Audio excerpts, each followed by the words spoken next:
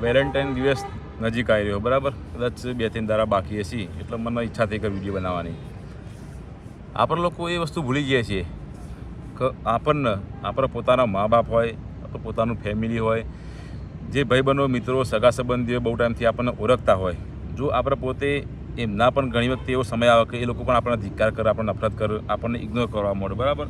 તો આપણને મન નહીં આપતા હોતા, તો લોકો એવું કઈ રીતે સ્વીકાર લે છે કે લોકો મને એવું કઈ રીતે માની લે છે. મને તો નવી લાગે કે આજકાલની છોકરો છોકરી જેને તમે નવો તમારો પરિચય થયો હોય, એ કાયમી માટે તમારો સાથ આપશે કે સુખ દુઃખમાં તમારા જોડે ઊભું રહેશે. જેના જોડે તમે લગ્ન કર્યા હોય, એ તમારી ઘરવાળી હોય, તમારા મા બાપ હોય, તમે એકવાર ખાલી ડેમો કરજો.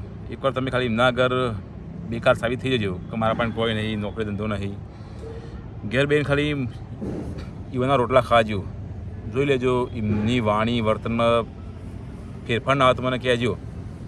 અને આપણે લોકો આવા જમાનાની અંદર આ કળિયુગમાં સાચો પ્રેમ હોગવા નીકળ્યા છીએ.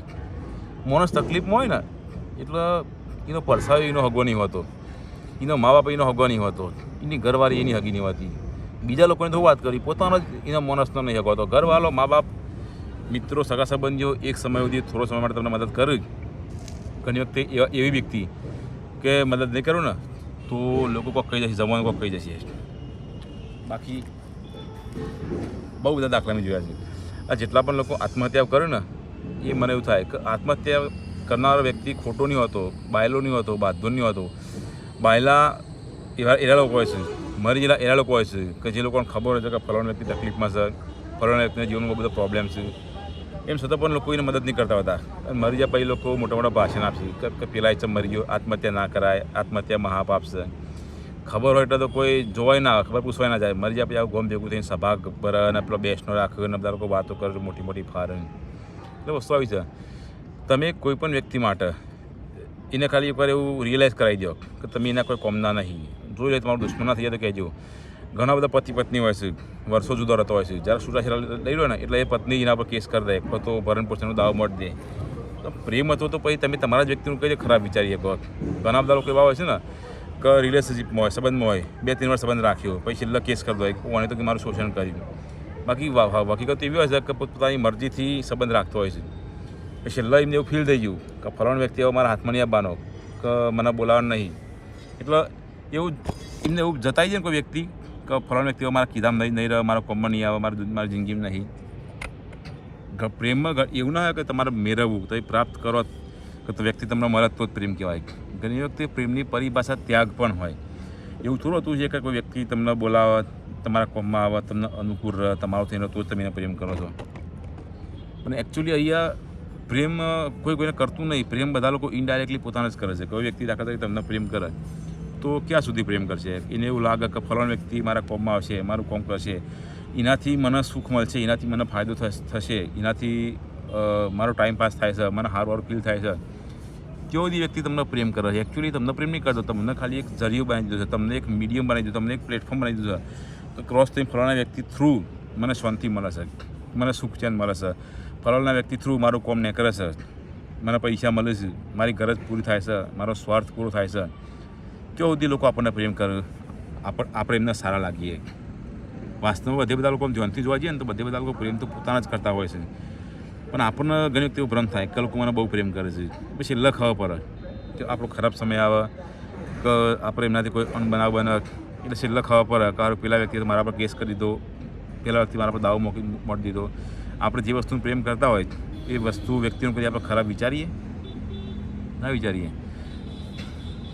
ઘણા બધા એવા જોયા છે તો કોઈ છોકરો હોય બીમાર થઈ જાય, બેકાર થઈ જાય, નોકરી ધંધાની કાઢી મૂકું તો એના મા બાપ એને ઘરમાં વેલ્યુ આપતો હોય, મન આપતો હોય. જો છોકરો કમાતો હોય, પૈસા લાવતો હોય તો બધો ઘરવાળાને બધો સારું લાગતું હોય, ઘરવાળીને સારું લાગતું હોય, ઘરવાળીને મોને આપતી હોય અને ખબર પડે કે એનો સમય ખરાબ આવ્યો, તકલીફ હોય એટલે બધાનું બોલવાનું ટોન બદલી જાય. પછી લોકો ખોમીઓ કાઢતી, તમે તો આવું કર્યું, તમે તો આવું કર્યું, તમારે તો આ ભૂલો હતી, તમે તો બહુ બધો પાપ કર્યો. અને માણસ જાચી કરે એમની જિંદગીમાં કોઈ તકલીફ આવે ને તો લોકો કેવી રીતે અમને જોવું કે આ તો ભગવાન અમારી પરીક્ષા કરી રહ્યો, બરાબર. માણસના આપણી જિંદગીમાં કોઈ તકલીફ આવે, હમવાળાની જિંદગીમાં પ્રોબ્લેમ આવે ને તો લોકો કેવું કહે આ તો કે તમારું કરેલું આડું આવે, તમારા કર્મનું ફળ છે. જબરું કહેવાય, તુમ કરો તો ચમત્કાર, હમ કરો તો બલાત્કાર. એટલે આવી દુનિયા છે. જુઓ, જે લોકો તમારા ઓળખીતો હશે, તમારા મા બાપ છે, એ લોકો બી એમને એવું રિયલાઇઝ થઈ જાય કે ફલાણો વ્યક્તિ મારો પતિ હોય, મારો છોકરો હોય, અમારા કોઈ કોમનો નહીં, ઓનાથી અમને કોઈ ફાયદો નહીં થતો, તો એ લોકો પણ આપણાથી મોઢું ફેરવી લેતા હોય છે. તમે દુનિયાથી આજકાલ કોઈ વ્યક્તિ, તમારા કોઈ છોકરો છોકરી, સ્ત્રી પુરુષ તમારા પરિચયમાં આવ્યો હોય, તમે એવી આશા રાખો, એમનાથી અપેક્ષા રાખો કે આ તો મને પ્રેમ કરશે, મને કદી છોડી નહીં જોય, મને હંમેશા સુખી રાખશે. કોઈ કોઈને સુખી રાખતું નહીં. આપણે આપણી જાતને જાતે જ સુખી રાખવી પડે.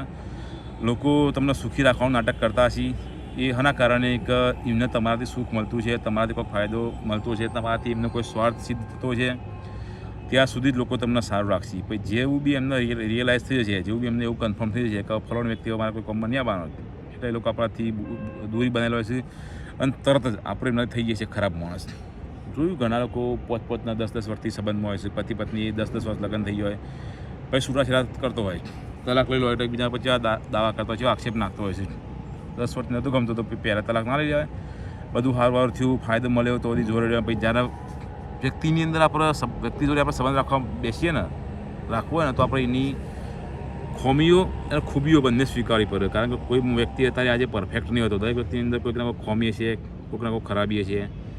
સંપૂર્ણ માણસ કદી કોઈ બન્યું જ નહીં પૃથ્વી ઉપર. દરેકના અંદર કોઈકના અપૂર્ણતા હશે, કોઈકના ખોટ હશે. પણ આપણે લોકોને કેવું છે કે પોતાની અંદર ભલે 100 ભૂલો હોય, પોતાની ભૂલો નહીં દેખાતી, પણ હોમલ્યાની પોતાની અંદર 100 ભૂલો હોવા છે તો હોમલ્યાની એક ભૂલ આપણને ખટકતી હોય છે.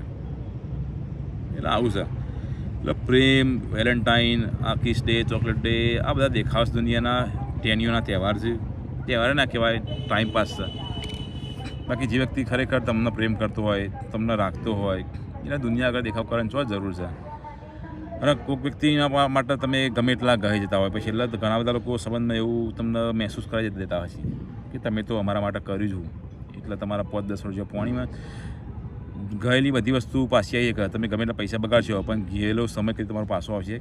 તો વ્યક્તિ પાસે તમે 2 વાર બગાડ્યા, 5 વાર બગાડ્યા, 10 વાર બગાડ્યો, ના રાત જોયો, ના દિવસ જોયો, એના પાસે દોડ્યા, છેલ્લે વ્યક્તિ તમારાથી હાથ અધર કરી દે, તો પછી તમે તમારા પસ્તાવાનો કોઈ પાર. હવે એક ટાઈમે તમે હસો કે રોવો, કોઈ ફરક નહીં પડવાનો.